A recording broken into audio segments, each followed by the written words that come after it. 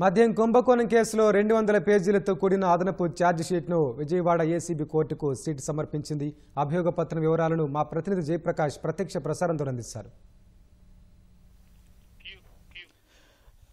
వెంకటేష్ ఈరోజు మద్యం కేసులో నిందితులపైన అదనపు ఛార్జ్షీట్ని దాఖలు చేశారు. విజయవాడ ఏసీబీ కోర్టులో ఈరోజు సాయంత్రం దర్యాప్తు అధికారిగా ఉన్నటువంటి ఏఎస్పీ శ్రీహరి దాఖలు చేశారు. అందులో ప్రధానంగా చూసుకున్నట్లయితే A31, 32, 33లుగా ఉన్నటువంటి నిందితులకు సంబంధించి ఈ కేసులో ఉన్న వాళ్ళకు ఉన్న ప్రమేయము, అదేవిధంగా వాళ్ళ పోషించినటువంటి కీలక పాత్ర ఏ విధంగా ఉందని దాదాపు పూర్తిగా వాళ్ళ దగ్గర ఉన్న ఆధారాలతో సహా సిట్ అధికారులు ఈ అభియోగ పత్రంలో నమోదు చేశారు.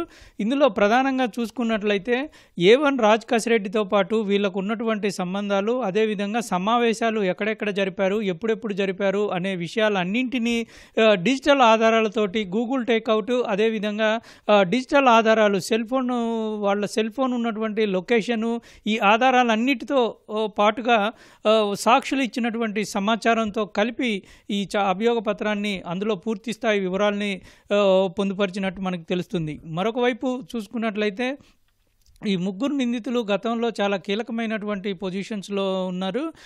ఒకవైపు గోవిందప్ప సీఏగా పనిచేస్తూ ఆదాయం సంబంధించి అంటే నగదు ఏ విధంగా తరలించాలి, ఎక్కడెక్కడ తరలించాలి అనే విషయాలు దాదాపు ఒక సీఏకి చాలా అనుభవం ఉంటుంది. ఈ నేపథ్యంలోనే ఆయన సూచనలు సలహాల మేరకు పలు రంగాల్లో పెట్టుబడి పెట్టడం, అదేవిధంగా షెల్ కంపెనీల ద్వారా నగదును తరలించడం చేశారని తెలుస్తుంది.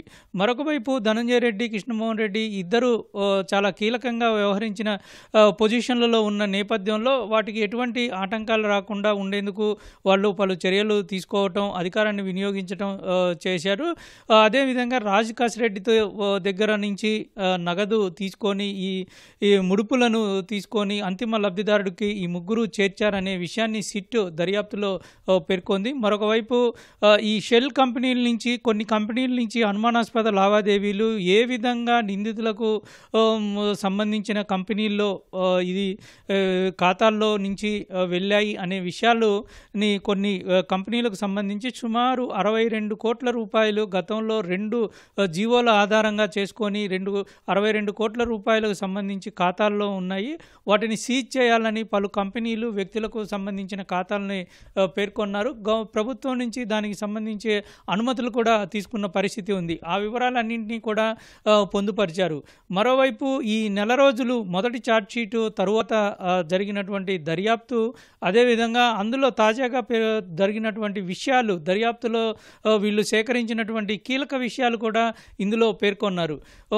ఇదే కాకుండా ఈ ముగ్గురుకి సంబంధించి 90 రోజులు అరెస్ట్ చేసి 90 రోజులు గడుస్తున్న నేపథ్యంలో డిఫాల్ట్ బెయిల్ వచ్చే అవకాశాలు ఉన్నందున ఈ ఛార్జ్షీటు దాఖలు చేస్తే ఖచ్చితంగా కేసు ఏ దశలో ఉంది, కేసు తీవ్రత ఎంత, అదేవిధంగా కేసులో వీళ్ళకు ఉన్నటువంటి ప్రభావం ఎంత, అంటే వీళ్ళు చేసినటువంటి పాత్ర ఎంత ఉంది అని ఎస్టాబ్లిష్ చేసేందుకు వీలుగా ఉంటుంది. దానికి సంబంధించిన ఆధారాలను కూడా ఈరోజు కోర్టులో న్యాయమూర్తికి సమర్పించారు. రేపు దీనికి సంబంధించి అంటే వీళ్ళ ముగ్గురు బెయిల్ పిటిషన్లకు సంబంధించి రేపు ఉత్తర్వులు రానున్నాయి.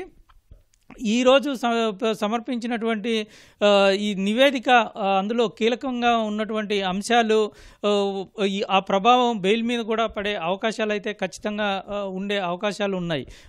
ఇదే విధంగా తాజాగా జరుగుతున్నటువంటి కేసు ఏ దశలో ఉన్నది, ఇంకా ఎంతమంది నిందితులని అరెస్ట్ చేయవలసి ఉంది, వాళ్ళు ఎక్కడెక్కడ ఉన్నారు అనే విషయాలు కూడా అందులో పొందుపరిచినట్టు తెలుస్తుంది. ఇంకొక వైపు ఇటీవల వరుణ్ పురుషోత్తం, అదేవిధంగా బెహరూన్, ఇద్దరు తాజాగా ఇచ్చినటువంటి సమాచారం మేరకు కొంత కీలకమైనటువంటి విషయాలు, షెల్ కంపెనీలకు సంబంధించిన ఆధారాలు, నగదు ఎక్కడెక్కడ దాచిపెట్టారు అనే విషయాలు, వీటన్నిటికీ సంబంధించి కీలకమైన ఆధారాలు లభించిన నేపథ్యంలోనే ఇంకా పలువురిని విచారించాల్సిన అవసరం ఉంది.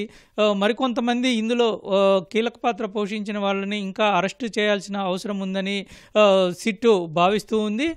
దాదాపు ఒక కొలిక్కి వచ్చినా సరే అంతిమ లబ్ధిదారుడికి ఏ విధంగా చేరింది అనే విషయాలు వీళ్ళకి మాత్రమే తెలుసు. అదేవిధంగా బయటకు వస్తే ఇన్ఫ్లుయెన్స్ చేసే అవకాశాలు ఎక్కువగా ఉంటాయి, సాక్షులు ప్రభావితం చేసే అవకాశాలు ఉంటాయి.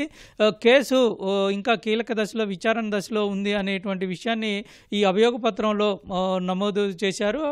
పూర్తి వివరాలు కూడా తెలిపారు. ఈ డిజిటల్ ఆధారాలు ఇందులో చాలా ప్రముఖ పాత్ర పోషించినట్టు చెప్పుకోవచ్చు.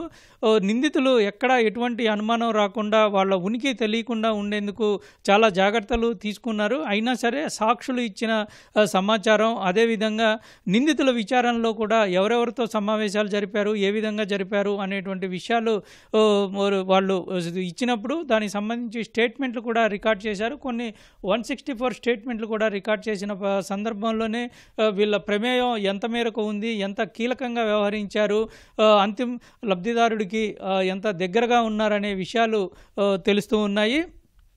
మొత్తం మీద ఈ ముగ్గురికి సంబంధించి ధనుంజయ రెడ్డి, కృష్ణమోహన్ రెడ్డి, గోవిందప్ప బాలాజీలు వీళ్ళు కీలకంగా వ్యవహరించిన నేపథ్యంలో వీళ్ళకి సంబంధించినటువంటి వివరాలతోటి ఈరోజు అదనపు ఛార్జ్షీట్లో పూర్తిగా ఉందనేది చెప్పుకోవచ్చు. వాళ్ళు ఎక్కడెక్కడ ఆధారాలు, వాళ్ళకు సంబంధించిన ఆధారాలు కూడా ఈరోజు కోర్టులో సమర్పించినట్లు చెప్పుకోవచ్చు.